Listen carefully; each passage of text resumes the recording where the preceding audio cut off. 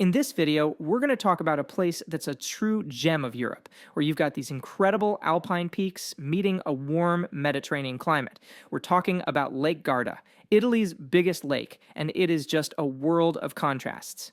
We're going to dive into its massive scale, the amazing life it supports, and even some of the secrets hiding in its depths.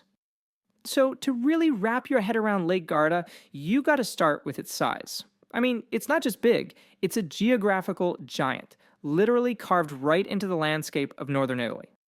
Yeah, just look at that number, 370 square kilometers. That makes it the largest lake in the entire country. It's basically a giant inland sea that's been shaping the culture and even the weather around it for thousands of years. It's so huge that when you're there, it feels more like you're standing on the coast than by a lake. So how did this massive thing even get here? Well, you have to picture a colossal glacier grinding its way through the Alps back in the Ice Age. It carved down to an incredible depth of 346 meters, creating a space that now holds around 50 cubic kilometers of fresh water. And it's tucked right in between 3 different Italian provinces. That raw power from the glacier is what gave us a jaw-dropping landscape we see today. But it's not just about the stats. It's about what it actually looks like. This quote here says it perfectly. The water has this almost luminous green color, and that's all thanks to the minerals washing down from the mountains. The whole landscape is like a tale of two halves. The north is all narrow and dramatic, with these towering cliffs that make it feel like a fjord.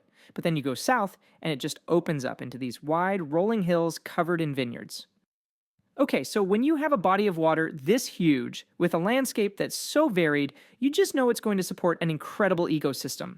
It really is a world of its own, buzzing with life both in the water and all around it. The lake's secret weapon is its mild microclimate. It creates this amazing mix of life you wouldn't expect. You've got classic Mediterranean stuff like olive and lemon trees growing right next to alpine pine trees on the slopes of Malbaldo. They even call it the Garden of Europe. And the wildlife? It's everything from the super rare Carpione fish, which you can't find anywhere else on Earth, to majestic golden eagles soaring way up above the peaks. Which, of course, brings up a really important question. With all this life, all this activity, and millions of tourists, is the water actually clean?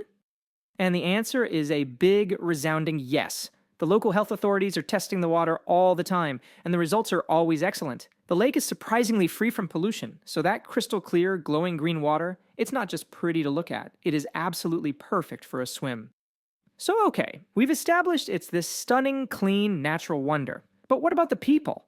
Let's dive into the amazing lifestyle and the huge economy that's built up all around the lake. And honestly, there's something here for absolutely everyone. The winds in the north are so reliable, it's a top-tier spot for sailing and windsurfing.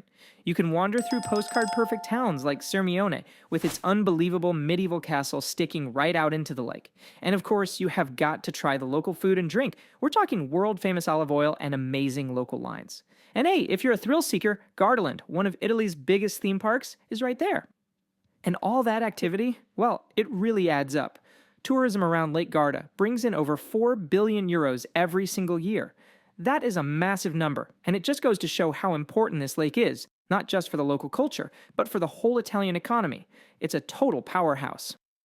Alright, so beyond the beautiful scenery and the charming towns, Lake Garda is also full of these fantastic little quirks and secrets that just give it so much more character. So, let's start with this one. I mean, we've all heard of the Loch Ness Monster, right? Well, does Lake Garda have its own monster lurking in the deep? Well, the answer is yes. Local legend talks about a monster named Benny. And get this, Lake Garda is actually way deeper than Loch Ness.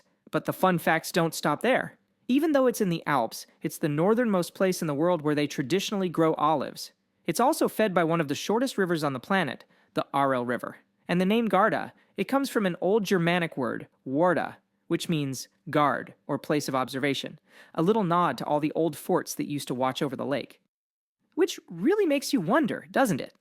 We know people have been living here since the Stone Age, and we know those waters are incredibly deep.